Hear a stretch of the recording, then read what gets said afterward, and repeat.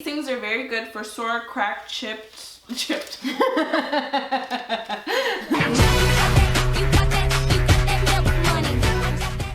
Hi guys, welcome back to my channel, Dulce Mom Life. So this is part 2, but really part 1, because the very first one was interrupted by our kids. So this is Ashley, if you guys don't remember her from my first vlog, where she had 2 of her kids with her and my one toddler with me that we were not able to finish this video that we're going to do today, and it's about breastfeeding.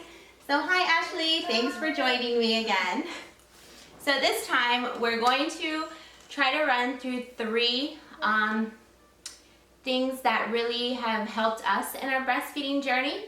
And if you guys have anything that you would like us to talk about, please comment down below and ask away. Or if you'd like us to do another video on something, just make sure you request that as well so we know what you guys really want to see. So here we go. I do have my Maddie still here with me, so she might still be interrupting me, and you might hear Elmo playing in the background. According to the CDC, 80% of moms breastfeed in the US. 51% of them breastfeed until 6 months, and then about 30% of them breastfeed 12 months and beyond. Okay, so when did you stop breastfeeding? I stopped at 14 months, but that was by force. I think Amia could have gone longer. So I am still breastfeeding. Maddie is 18 months, about to be 19 months. And we're also breastfeeding because she doesn't want to stop. So we're doing self-weaning. I decided that I will stop when she's ready to stop. I'm hoping she's ready about 2, kind of a little bit after 2. I'm hoping it'll be done, or she'll be done by then. But I actually learned a lot from Ashley because she was very, adamant about like, who cares what other people think? And that actually motivated me because there's this huge stigma that you should stop breastfeeding by like a year old. Yeah. And because they're like, oh my gosh, they're too old, and that's not the case, because I ended up learning later that it really does benefit them when they're older to breastfeed, because your milk changes. If you are struggling with, wanting to breastfeed after 1, but you hear so many people, give you like that side eye, tell them to mind their business, because you are doing what's healthy for your child and for yourself as well. So tip number 1 that I would suggest for every breastfeeding mother would be get a great support out there for yourself. My biggest support was Ashley. Ashley's younger than me, and I have 4 kids, but Maddie is the only one that I exclusively breastfed. My other 3 kids were formula basically. I tried with my oldest. I didn't succeed. It hurt, so I stopped. And then with Isabel, my 3rd, I tried, but I wasn't producing enough milk. That's a big mistake women think. They think that they're not producing enough, when really you are, because the baby only takes what the baby needs. Right. So, a baby can show signs of hunger and things like that, but that doesn't mean that, they're not getting enough milk from you or anything. But, I mean, if that is the case, you just have, like, if you had known, well, maybe I should pump. Right. Your supply would have gone up, and you would have probably been able to be successful, but definitely it's a big mistake women make. And I just didn't have the support or education out there to even know how much milk, breast milk is needed for a child. And then for my 4th, obviously exclusively breastfed. This child has never taken even an artificial nipple to her mouth. So Ashley, who was your biggest support when you were breastfeeding? Okay, I wish I had more support, but I was able to turn to a breastfeeding site on Facebook that's called Breastfeeding the Struggles We Overcome. There's lots and lots of women on there that have been through anything you can think of related to breastfeeding, who was able to help me. Women on there, they motivate you, and they're extremely supportive. I also had a lactation consultant. So if you have a lactation consultant or a lactation nurse near you, I would definitely suggest that. Some doctor's offices have that, some don't. Mine didn't. Does your doctor's office? Yeah, that's where my lactation lady is. So it's always good when you have like an actual professional sometimes for different situations. It's good to ask other mothers, but sometimes it's really good to have a professional that has the degree or the education to back whatever it is that the question you have is, because sometimes it could be something to do with the health of the child or yourself that you definitely want to see a professional. So tip number 2, I would definitely suggest gear for breastfeeding moms. So we have a couple stuff here, and this is my boppy, and this is Ashley's boppy. I don't think I could have survived without this. No. How do you feel? No, neither could I. Okay, so this can be used for multiple things. When they're first born, use it obviously to put around here. You can cradle your baby this way or feed this way. So this is a lot of support for the baby. And then at like 2 months, you can start like laying them on it, like this way. And what else is on here? It says at 4 months you can use that as tummy time. So you lay your baby on top of this, and they can enjoy tummy time that way.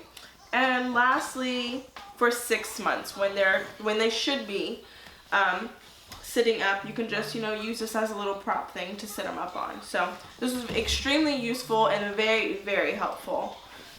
So yeah, this one big thing that helps with breastfeeding. Because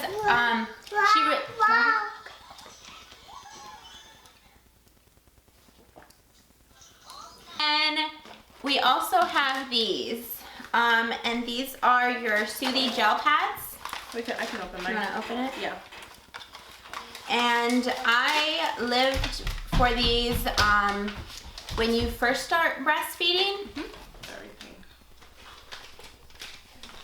Has this nice little gel things here. So these things are very good for sore, cracked, chipped. Can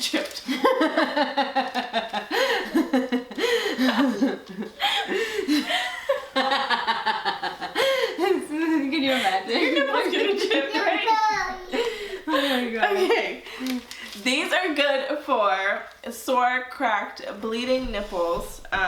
There is a lot of people that tell you if it hurts, you're not doing it right. That's right, which is very incorrect, because breastfeeding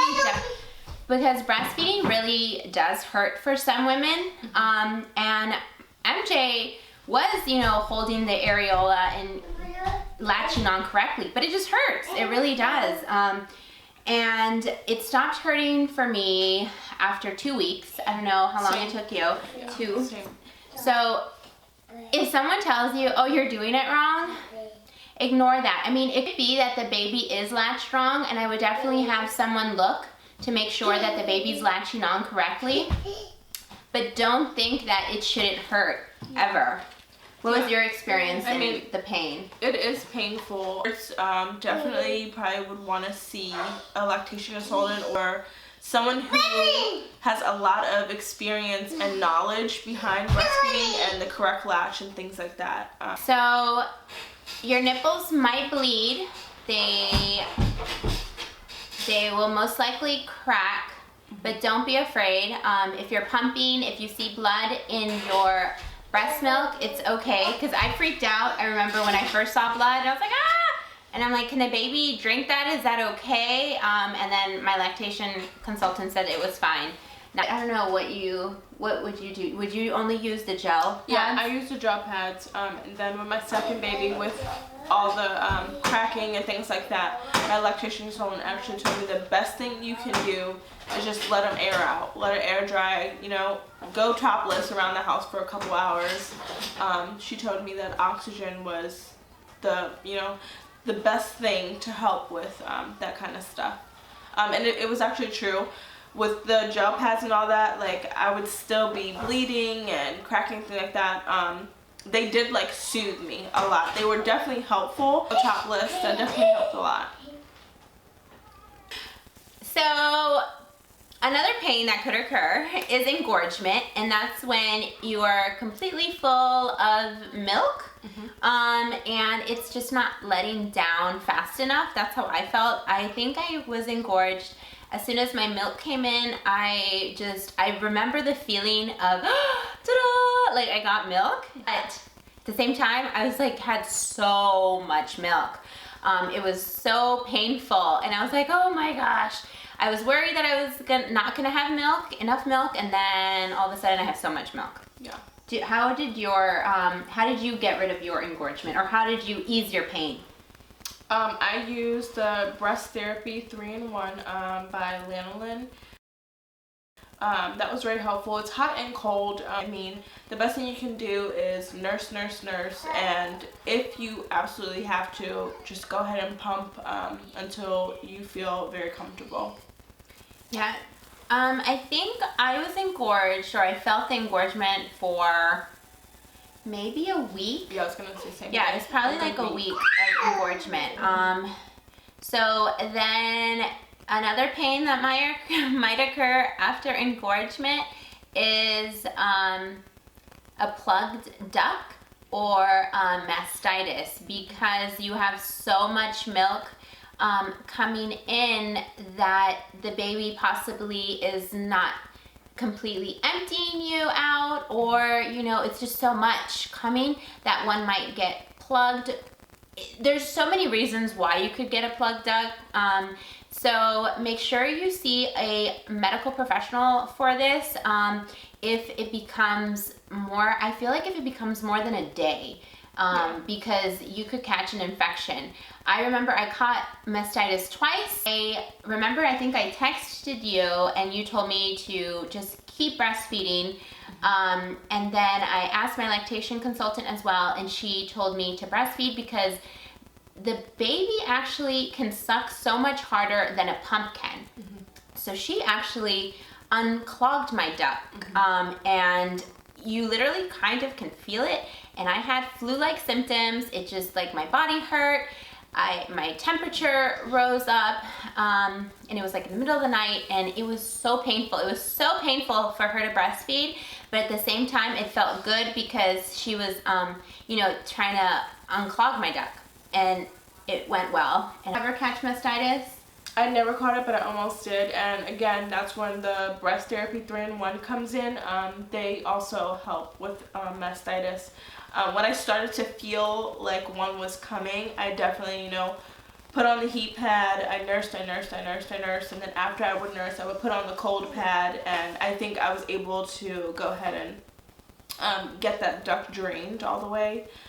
So, I mean, thankfully, no, I never had mastitis. That I would recommend for moms that are going back to work or school or whatever it is, or want to bottle feed your baby with your breast milk, is pumping. Ashley is like a pro at pumping. I pumped because I just felt I needed to.